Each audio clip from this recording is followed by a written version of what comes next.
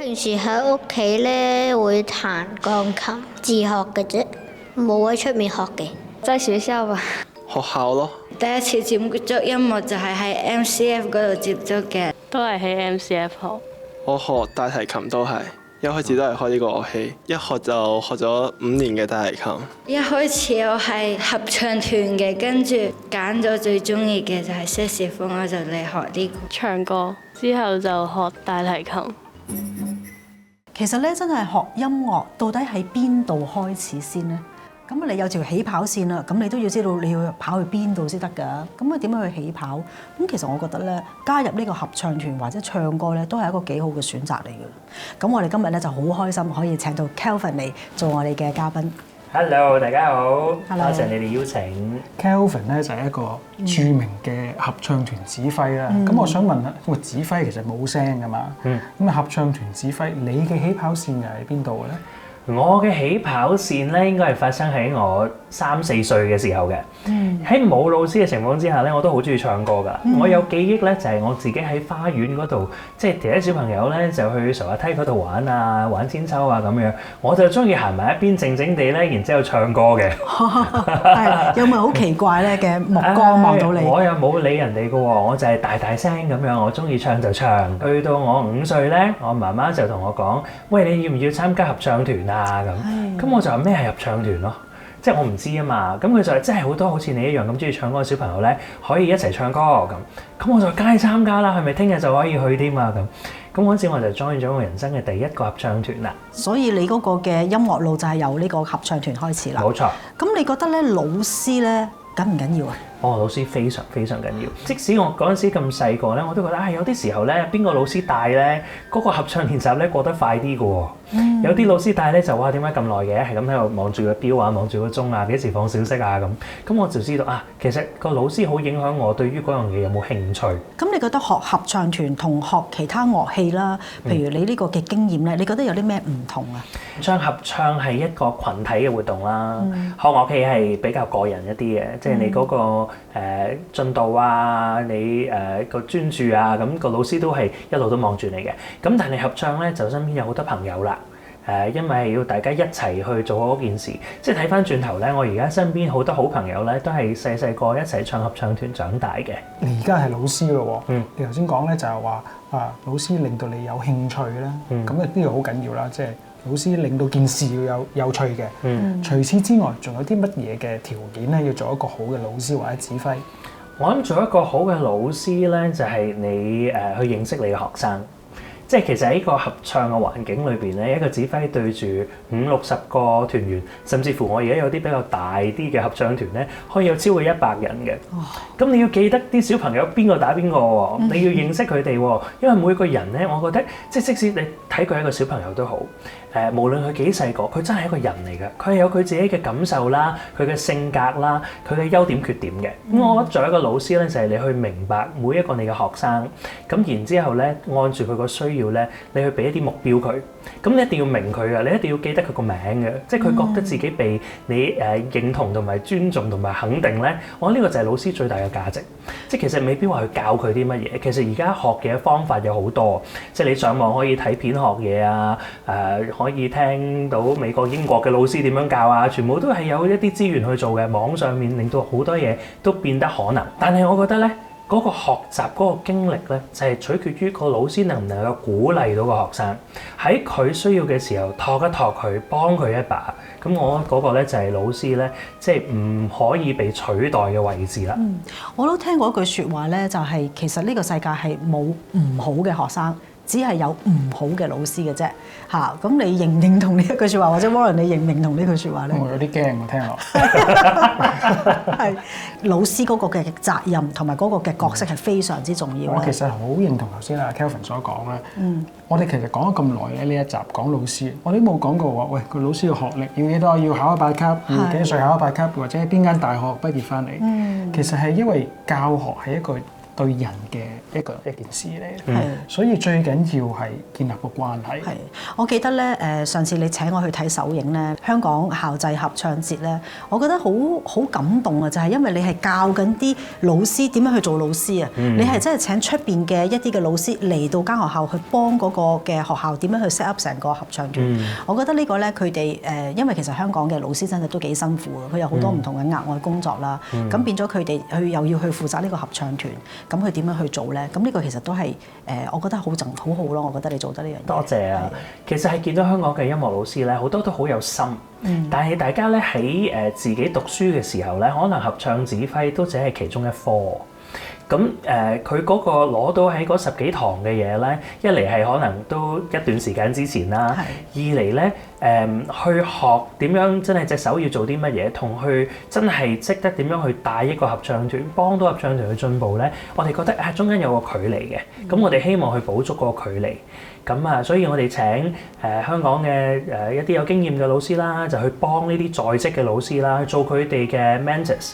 咁成年咧去睇住佢，我哋又唔係話要取代咗佢喎，即係我唔係最後咧就話老師你可以行埋一邊，我哋啲專家去做啦。我哋係想專家去幫啲老師嚟到去加強佢哋嗰個經驗，希望佢哋可以獨當一面嘅。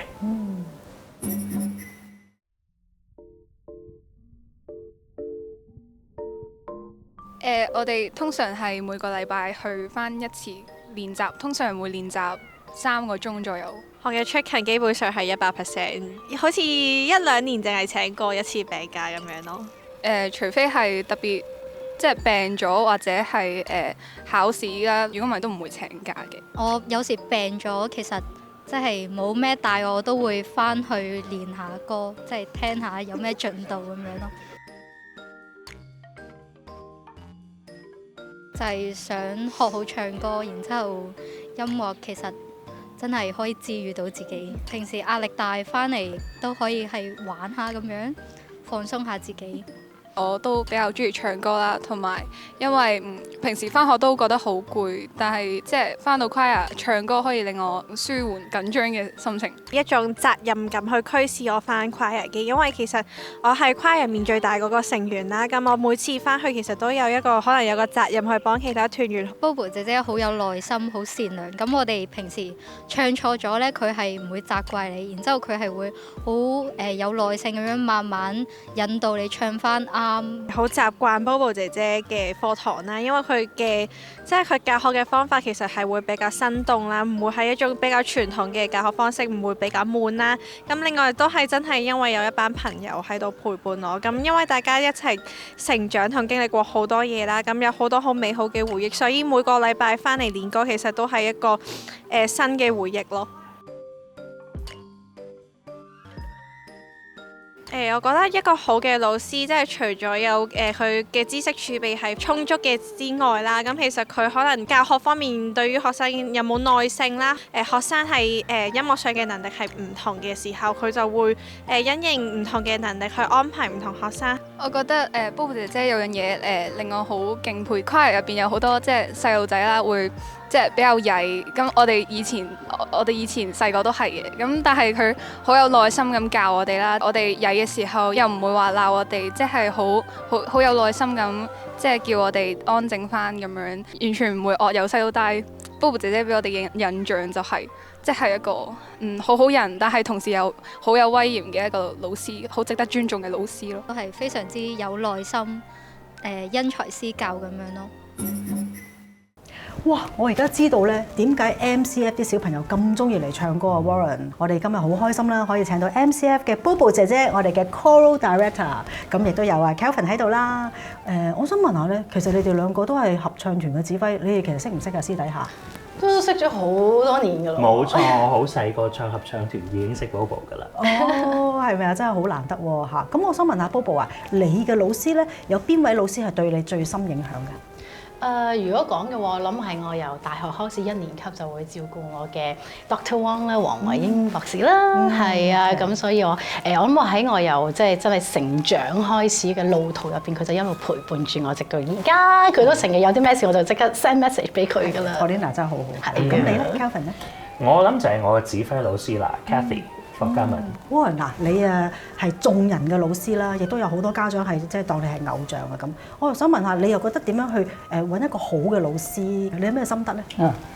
我都同好多身邊嘅朋友啊，即係佢哋啱啱揾真係好想鋼琴老師嘅。咁其實我話，咦，我識嗰啲都好少教咁細個嘅。咁我話咁同請工人冇乜分別嘅，有少少嚇，即係佢全部都剔晒嗰啲 box 啊，話係啊，即係好似啲工人拍嗰啲片咧，全部都咁我中意。咁其實係咪好似煮飯，我中意湊仔撞彩咁樣？係啊，但係其實咧，即係講人夾人嘅，即係唔係講話啲證書多就係等於教得好，或者就算係嗰個老師彈得好，又咪等於教得好嘅喎。嚇，咁其實真係睇下唔好motivate到學生嗰個動機。係嗱，咁我哋今日咧就好難得啦，我哋有2位嘉賓喺度，咁啊不如同佢哋玩下遊戲咯。嚇，呢度咧你就有手上有4個信封，我打開先，有 A、B、C、D。咁啊，你哋每人揀一個啦，裡面會有一條問題嘅，咁啊各自答一條問題，OK？咁我揀 B 啦。好啊，好，咁我就要 C 啦。好，咁你就打開啦。好。咁其實裡面啲問題咧，全部都係圍繞住咧你嘅教學工作啦，咁同埋就係你嗰個合唱團嘅嗰個嘅指揮啊，或者對學生，你可以用一個即係學生嘅角度，或者係一個老師嘅角度。好 Bobo， 你嗰條題目係咩啊？你最難忘嘅一次指揮經歷係乜嘢？好。喺2019年啦，我自己有一個 youth choir 啦。咁啊，2019年如果大家記得咧，就係社會即係亦都非常動盪啦，係啦。咁所以嗰次個音樂會咧，咁我哋適逢咧就係喺嗰段嘅時間啦。咁所以咧，我記得嗰一日幾日，其實我哋唔知道每一朝都唔知道，其實我哋嗰日可唔可以用個場啦，亦都唔知道我哋嗰一日個演出能唔能夠成功。咁我哋就朝頭早咧8點鐘就坐喺對面茶餐廳等佢話，我哋今日開館啦，咁我哋就即刻衝入去，我哋就可以演出啦咁。哇！咁跟住我就記得嗰一次，因為係好難得啊，咁所以咧去到最後，我哋有其中一首歌啦，我哋唱緊其中一句歌詞叫世界再壞仍舊不怕。咁我好記得咧，我望住我嘅合唱團嘅團員嘅眼睛嘅時候咧，哇！嗰啲眼淚係咁碌晒出嚟，跟住我一路望住佢，我係忍唔住係咁，因為我用背脊望住人啦，咁所以我就亦都唔需要太過控制自己，就不停咁喺度喊，跟住亦都聽到觀眾掹紙巾啊等等。咁我諗嗰一次係我咁多年嚟一次其中一次真係非常之難忘嘅指揮經驗咯。好，咁啊到我啦。我問題咧就係作為一個指揮，你認為事前嘅準備同埋臨場指揮邊一樣係比較重要咧？咁其實咧就兩個都重要嘅噃。不過如果真係要2揀1咧，咁我就揀事前嘅準備啦，即係其實練習嗰個過程啦。我記得喺我學指揮嘅初期咧，我有機會接觸到美國一個幾出名嘅指揮家Professor Steven Zigri。咁咧佢咧就喺我生日嗰日咧就話要送一個生日禮物俾我。咁個禮物咧就係佢話你想唔想知道 the best conducting that you could ever do？咁嗰個就係我 birthday present 啊！咁我話 yes of course。咁樣佢就做咗一個姿勢就答完咗啦。佢就係話